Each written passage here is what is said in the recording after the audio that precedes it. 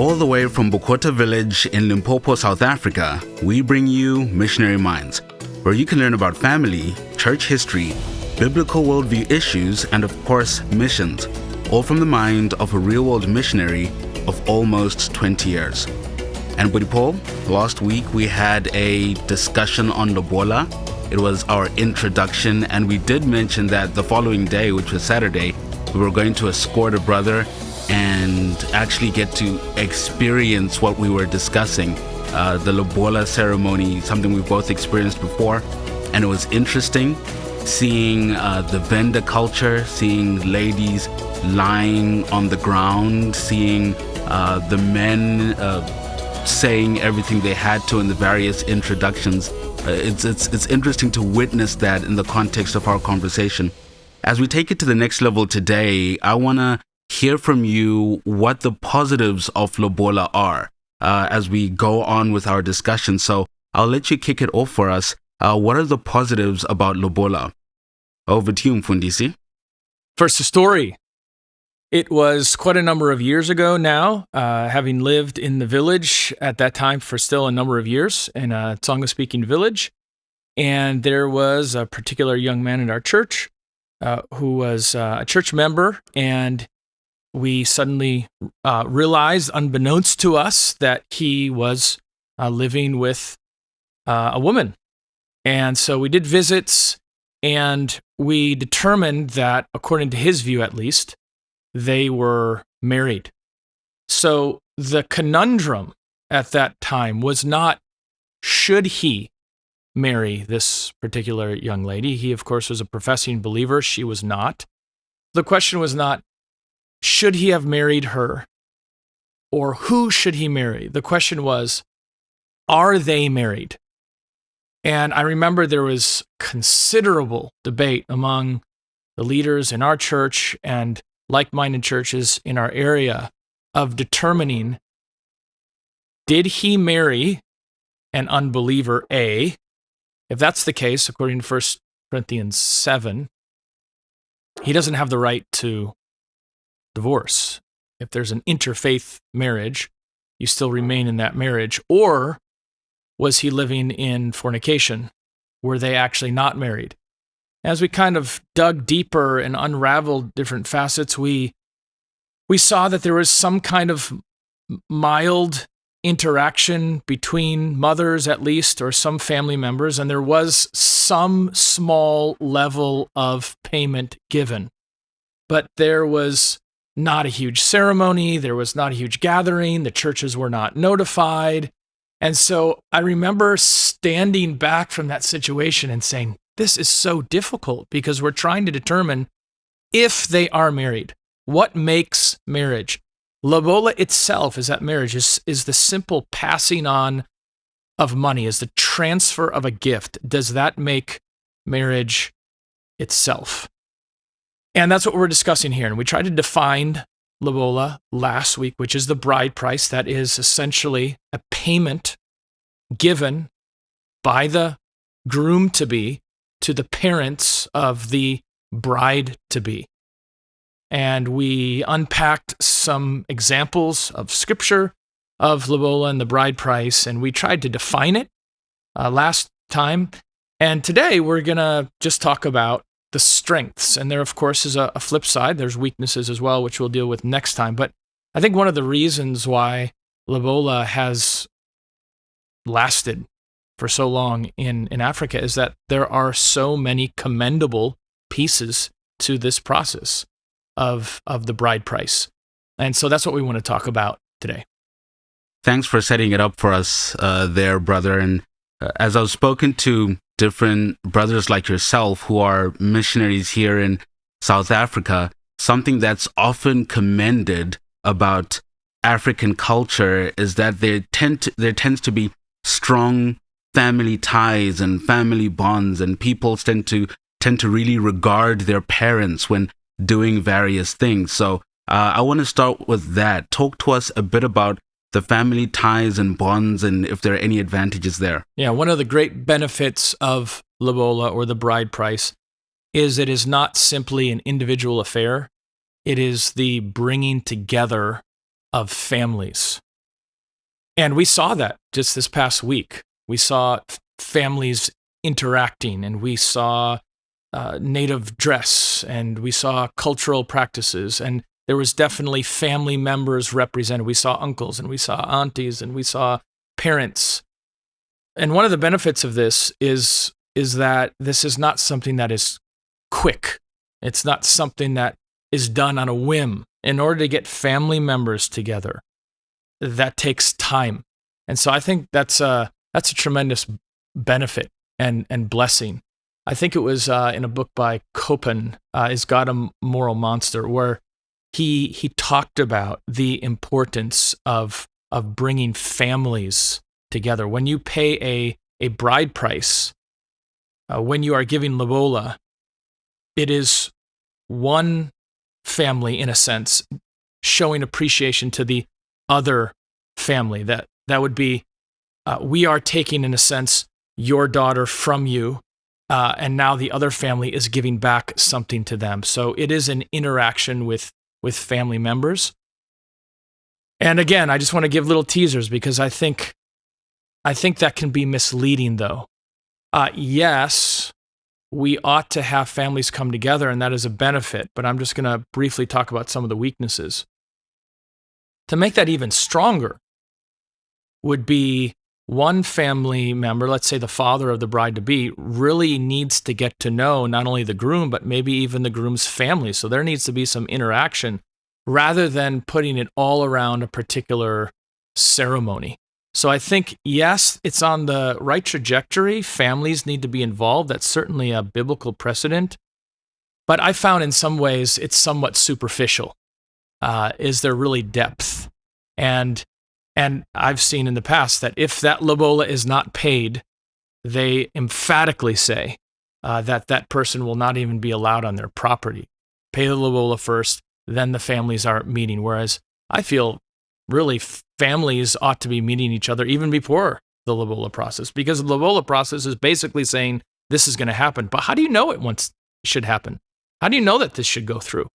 That means there needs to be a lot of interaction between families, between a father who sits down with his future son-in-law, vetting him to find out the details if he's worthy of the daughter. And I was thinking of that exact point because we mentioned that last week that one of the shortcomings is when a father is only meeting his potential son-in-law on the day. And here, in an ideal world, if things were practiced well, then there's more familial involvement that would be taking place. But let's talk about the father and the mother a little more. The Apostle Paul speaks of how parents should enjoy some benefit from their children as they grow older. Is there anything to be said about parents enjoying anything from their parents, parents enjoying anything from their children, some sort of expression of benefit or thankfulness? I think that could fit into the application of honoring your parents. I think one of the blessings of Lobola is you are showing appreciation to the parents. Thank you for raising such a wonderful daughter. Here is a token. Here is a gift. And we see examples of that in Scripture where Jacob worked 7 years, ultimately 14 years for Leah and Rachel. So he was expressing gratitude. Now, there's a number of things that he was communicating, and which we'll get to. But I think one of those was an appreciation to the father. She obviously was a help. Those girls were obviously a help to their father in many ways. So now he is bestowing to the parents some kind of gratitude and appreciation for that's done. I think that's a good example. Okay, and speaking about that and showing this appreciation, and I want to move on to commitment now. And as I think of that, the story you mentioned with Jacob and Rachel and Leah, I think of when I was getting counseled around the whole process of working towards marriage and the Lobola process. And I remember the time that my wife and I were spending on this road towards marriage was actually relatively short. We knew each other beforehand, but it was relatively short. But even then, it felt like a long time to me.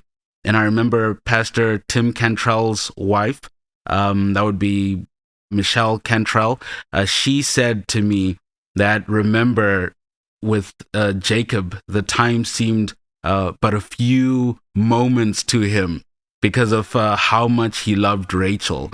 And as we think about Jacob's commitment to Rachel, what can we say about what Lobola says about commitment in the broader sense? Yeah, I think it shows that this is a young man who has thought about it. This is a man who's not simply making decisions by his emotions, a man who sees a pretty face and says, I'll love you forever and a day, and he just wants physical gratification, let's say. This is a man who says, I'm committed to this woman. I'm going to save. I'm going to sacrifice to show the depth of my love for this particular woman. Now, sometimes in the Bible, that was money. In Africa today, it's often cash. In the past, it was cows or hoes or goats or whatever it may have been. We have examples in the Old Testament where, actually a tragic story. I think this is where Dinah is raped by Shechem. And this has given us an insight of how wicked the Canaanites. Here are the Israelites, and they go into Canaan, and Dinah interacts with a group of people that she shouldn't have, and she is, no doubt, she's forcibly raped, even though Shechem had some level of love for her, and then he wants to marry her, he says. Now, this is very interesting. There's a lot of applications that we can take from this, and one of them is that simply because there is sexual intimacy between a man and woman does not make it marriage. So we find that in the New Testament example where Jesus is speaking to the woman at the well and says, you know, you've had 5 husbands and the man that you're with now is not your husband. So he's communicating that just because you're intimate with the opposite sex doesn't mean it's marriage. This would be an example where there was sexual intercourse between the two of them, but they're not yet married. He wants to be married. He wants to take her for his wife. There's actually another example in Exodus 22, talking about case law, an example where a woman and a man, they are not yet betrothed. They have sexual intimacy, and now he needs to pay the bride price, Scripture says, so that they can be married. But then the next verse, verse 17, says actually the father had such authority in that process that the father could actually veto that. And in that case, the bride price still had to be paid, the lobola still had to be paid, but there wouldn't be marriage because the father annulled it. So we can see from that the application that sexual intimacy in itself does not make marriage. And we can also see from it that the paying of the bride price doesn't make marriage, because in that case, he actually paid the bride price, verse 17, although there wasn't an actual marriage that flowed from that. But overall, I think paying a price, whether it is a ring on her finger, whether it is a house, whether it is a payment to the family to show that you're serious, I think there's a lot of value to that, especially perhaps in a society where talk is cheap and there's a lot of talk and I'm going to do this, and you know how young men are, I'm going to do this and I'm going to go over here. Hey, we want some evidence of this. And one of the ways you can do that is by putting down a portion of money. And so I think there's value to that, to showing some level of commitment. Put your money where your mouth is. Yeah. And I definitely felt a sense of that when I was saving up for the lobola I had to pay. I don't recall ever having saved up an amount that high before. And so it took a number of months where I had to be more disciplined. I had to say no to certain drives to go get KFC. You know how much I love KFC. And I had to say no to so many different things because I needed to put my money where my mouth was in terms of showing commitment. And as you mentioned that story about Shechem, it was Genesis 34, by the way, Genesis 34. As you mentioned that story about circumcision, sometimes showing a level of commitment for a bride price, it made me think of Saul and David and the bride price that David had to pay, but I'll just leave the story at that. Let's talk a little bit about culture.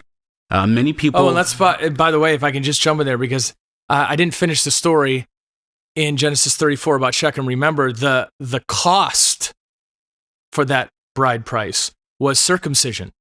So now, of course, that was done in part so that the sons of Jacob tricked the father in order to get revenge on the man and his family that had raped their sister.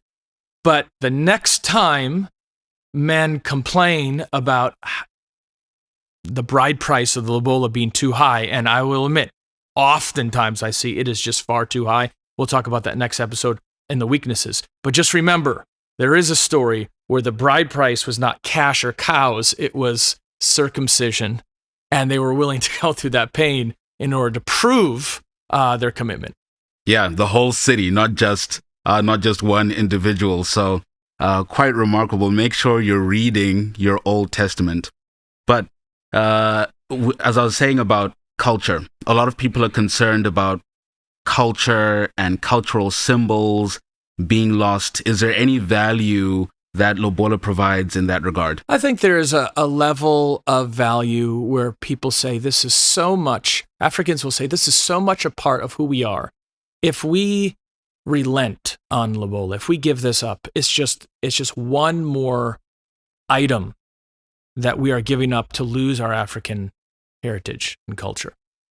And I want to say publicly that any cultural practice that is not opposed to Scripture, we ought to enjoy that, whether it is wearing a certain color of clothing that your culture is known for, whether it's a certain kind of food.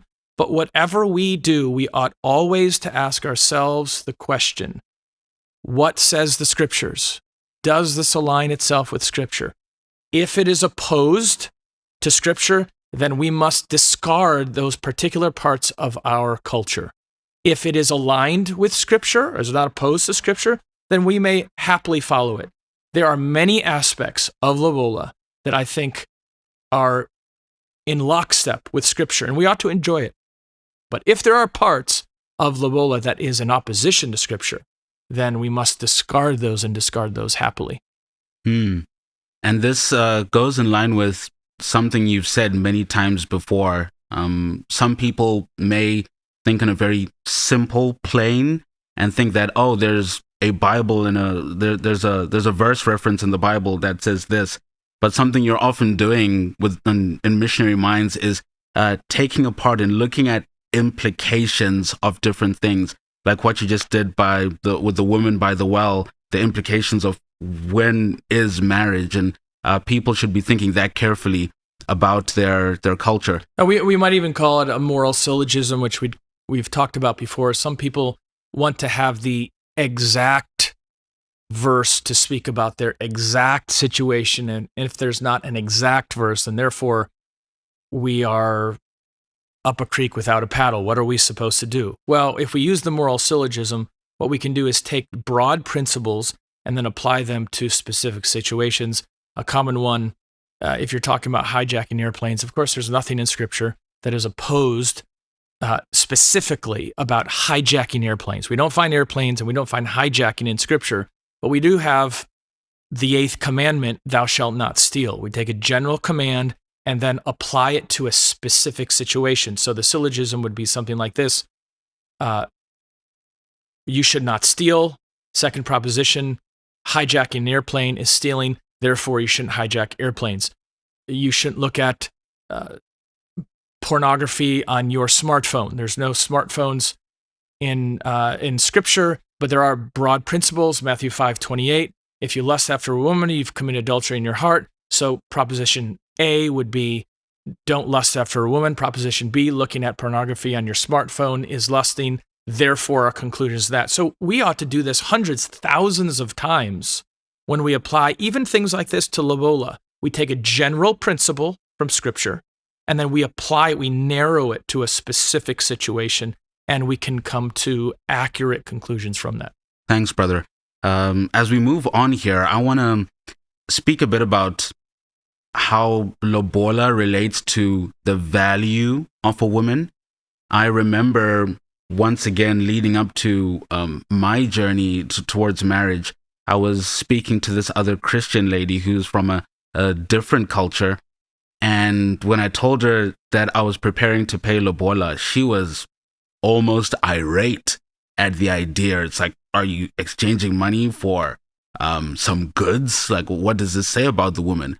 But not all people view it like that. So what does Lobola say about responsibility and value, respect? I can say in my personal interaction, as well as articles that I've read, in general, I would say the majority of women are pro bride price, pro Lobola.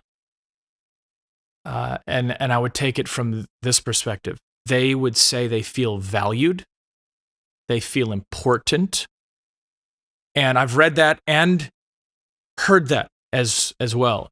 It seems as though perhaps the men are less pro Lobola because of all the time and effort and cost it takes. But it seems as though it causes problems later on in the marriage as well. If there wasn't Lobola paid, the response is, well, you didn't pay for me, or you didn't appreciate me, or the family will come in and say, well, don't come to us now. We said you ought to pay, you didn't pay, and now you're having problems and you want help. It doesn't work that way. Or I've heard a number of situations where if Lobola was not paid, then when a child comes about, in some ways the child is viewed as the child of the father of the woman, but not really belonging to the father. I've seen that a number of times. So it is communicating intimacy, it's communicating respect, it's communicating commitment, it's communicating love. Another issue, and by the way, at least in South Africa, Lobola would fall under the category of a customary marriage. One of my concerns, though, is however easy it is to get into a marriage, just remember it's going to be just as easy to get out. So that's why we want to put up a number of parameters. We want to put up a number of blockades, in a sense, that someone has to go through a number of hurdles so that when he finally reaches marriage, there's actually going to have to be a number of hurdles to get out of that marriage. So we started with a story where we were trying to determine from that young man if he was married, and I took a position strongly that he was not. Others took a position strongly that he was. But it was very interesting in that particular situation. It was just a couple months later that suddenly she was gone, and he just moved on. And really, what were the ramifications? He entered into it very easily. There wasn't the church involved. There wasn't a huge ceremony. There was a little exchange of money, but hey, you lose money sometimes. And then he just moved on. There was no paperwork. There was no need for formal divorce. There were few witnesses. So it was easy in and easy out. That's why we ought to have 2 or 3 witnesses. That's why we ought to have the church. That's why we ought to have the family. That's why we ought to have marriage certificates. We ought to sign our name on the dotted line. What happens when alimony needs to be paid or child support, all those different issues, the more hurdles you put up entering into it, it's actually going to, in a sense, protect that marriage because it's not going to be easy to exit. As we move on here, as I think of many Christians who know their Bibles well, if you say the words to them, groom, bride, price, paid, their minds are going to rush to one place, and that is the price that Christ paid for his bride. So are there any connections that we can draw of another benefit of Lobola there? I think so. There was planning among the members of the Trinity. Jesus Christ came to earth at just the right time. And he did pay a price. He paid a price for his bride. And so I think we can take some implications from that. I don't think we should take it too far, but there are implications from that. The groom-to-be ought to plan. He ought to think ahead. He ought not to rush into this. And he ought to be willing to pay a price even before marriage. Because in marriage, one of his chief roles is to love his wife as Christ loved church, and Christ gave up ultimately his life for the church, for his bride. And therefore, we as husbands are called upon ultimately to give up our lives for our bride. And that may be physically, it may be economically, however it may be, we give of ourselves to our brides as Jesus Christ modeled that for us. Brother, as we close off here, any concluding remarks that you have for us? I would just say there are some excellent examples in Scripture of the bride price being paid. We see that, for example, in the book of Ruth, a bride price was paid. We see that repeatedly in the book of Genesis. We find betrothal in the New Testament. And I think if your culture calls for that, that is appropriate. But let's remember what those three legs are on the stool of covenant marriage. It would be number one, consent, number two, commitment, and then number three, consummation. Those three are necessary for marriage. That's the bottom line. That's Genesis 2:24, the greatest definition of marriage in Scripture. Genesis 2:24, quoted often in the New Testament, where a man leaves his father and his mother. He's not dragging her off. There has to be consent. So we wouldn't agree with forcible marriage. We can annul those kind of things. There needs to be consent. There needs to be commitment. There needs to be some kind of vow or oath or a visible commitment to the wife on behalf of the husband. Sometimes that's wrapped all together in the Lobola process. And if so, hey, let's call that marriage. But a simple passing off of money or cows or whatever it may be, we would not call marriage. And then finally, consummation. It is the one flesh union. When you bring those three together, that is indeed biblical marriage, covenant marriage. These are things that the church should rejoice in. These are things that the church ought to encourage their young people to follow when pursuing marriage, not to do something quickly, haphazardly, in the shadows, in the dark. Let's follow the counsel of our leaders. Let's follow the dictates of what Scripture says is in fact marriage, and the Lord will bless us for those items. What a treat, Mfundisi. To our audience, if you've enjoyed this podcast, please be sure to rate it and subscribe to keep posted with more upcoming content. Feel free to share this episode with someone who might find it interesting and submit any questions you may want answered in a future podcast. You can email those questions to paulschleiline@gmail.com. You can also visit betweentwocultures.com for other resources like this. I'm your host, Yamikani Katunga, and until next time, that's it from Missionary Minds.